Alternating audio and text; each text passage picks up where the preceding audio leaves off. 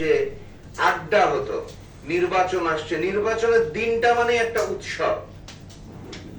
আর এখন বাংলাদেশে যখন কোনো নির্বাচন হয় সেটার দিকে তাকালে মনে হয় হয় এটা একটা গোরস্থান, নাহলে এটা একটা শ্মশান। এটার মধ্যে কোনো উৎসব নাই। এক ক্ষমতাসীন আওয়ামী লীগ, তারা তাদের নিজেদের কাউন্সিল করতে চায়।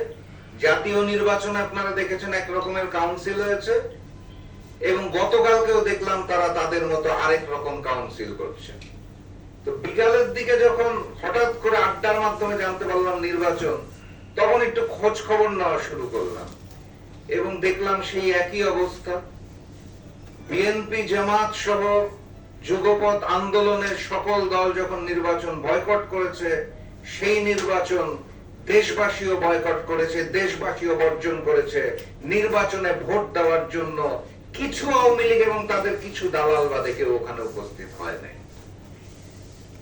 পরবর্তীতে নাম মনে নাই, কোন একটা পত্রিকায় দেখলাম সুন্দর একটা হেডলাইন দিয়েছে। হেডলাইনে লেখা সব ঠিক আছে, শুধু ভোটার নাই। এটা হচ্ছে হেডলাইন। এবং দেখে ভালো লাগলো যে 7 তারিখের জাতীয় নির্বাচনে দেখেছিলাম সব ঠিক আছে, ভোটার নাই, কিন্তু ভোট কেন্দ্রের সামনে কিছু কুকুর, বিড়াল, বাঁদর এরা বসেছিল। গতকাল দেখলাম সেই কুকুর বিড়ালরাও নির্বাচন বয়কট করেছে, তারাও এখন নির্বাচন কেন্দ্রে যায় না। মানুষ যাবে কোথা থেকে? এই হচ্ছে আওয়ামী লীগের ফ্যাসিস্ট সরকারের নির্বাচন।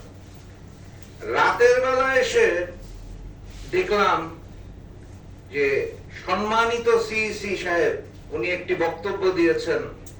সেখানে উনি বলছেন যে ধান কাটার মৌসুম, এই কারণে ভোটাররা যায় না। উনি আসলে যেটা বলতে চেয়েছিলেন সেটা হচ্ছে যে বাংলাদেশের মানুষ ওই জাতীয়তাবাদ এবং ধানের শীষের সমর্থন দেখে ভোট দিতে আসে নাই। বলে ফেলেছেন ধান কাটার মৌসুম। মৌসুমটা ধান কাটার নাকি বর্ষার সেটা ব্যাপার না।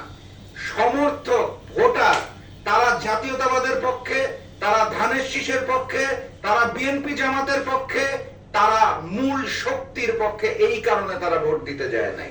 বাস্তবতাটা বুঝতে হবে এবং পরিষ্কার হতে হবে। আমি আমার দেশপ্রেমিক ভাই রিপন ভাইকে ধন্যবাদ জানাই আজকের এই গোল টেবিল বৈঠকটা আয়োজন করার জন্য। কিন্তু যেখানে যে বিষয়টা দেওয়া আছে সেই বিষয়টা আমি পরে আসব। তার আগে যেটা বলতে চাই, বর্তমান যে পরিবেশ পরিস্থিতি বাংলাদেশের, ভোটের পরিবেশ আপনারা সবাই জানেন, ওই বিষয়ে নতুন করে বলতে চাই না। কিন্তু এই মুহূর্তে দেশের মানুষ, সাধারণ মানুষ যেভাবে বসবাস করছে, যেভাবে দিননিপাত করছে, দ্রব্যমূল্যের যে ঊর্ধ্বগতির যে অবস্থান, দুপুরের খাবার আয়োজন হলে রাতের খাবার থাকে না, বিদ্যুৎ নিয়ে তারা গর্ব করে, ঢাকা শহরে বিদ্যুৎ নাই, আর ঢাকার বাইরের অবস্থা বলতেই চাই না। বিদ্যুৎ ঢাকার বাইরে যায় না, মাঝে মাঝে আসে। মানুষ খাদ্যদ্রব্যের অভাবে ক্ষুধা পেটে ঘুমাতে যাচ্ছে, আর আমাদেরকে শোনানো হচ্ছে সেই উন্নয়নের গল্প। উন্নয়নের তসবিহ দেখানো হচ্ছে।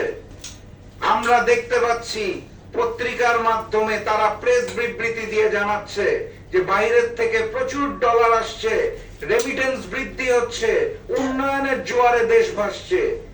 একই সাথে আমি অত্যন্ত দুঃখের সাথে দেখি এক নিমিষে 110 টাকার ডলারকে 117 টাকা করে দেওয়া হলো।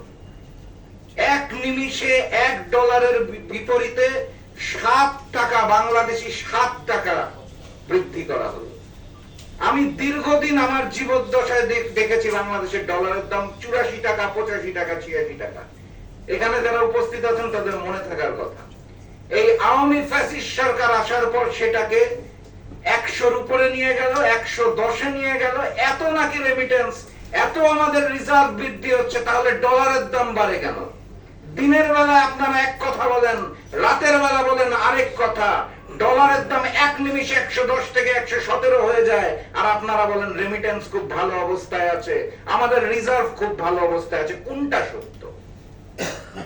মিথ্যা কথা বলতে বলতে, তাহাজ্জুদ নামাজের কসম দিয়ে নির্বাচনের আগে লোক দেখানো ওমরা করে মিথ্যা কথা বলা আপনি ছাড়তে পারলেন না মাননীয় প্রধানমন্ত্রী শেখ হাসিনা বলে।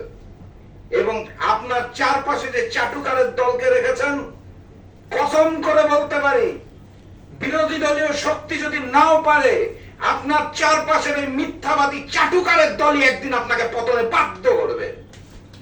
আজকে এই পরিবেশ এবং পরিস্থিতির মধ্যে আমরা এসে পৌঁছেছি, এটাই বাস্তবতা।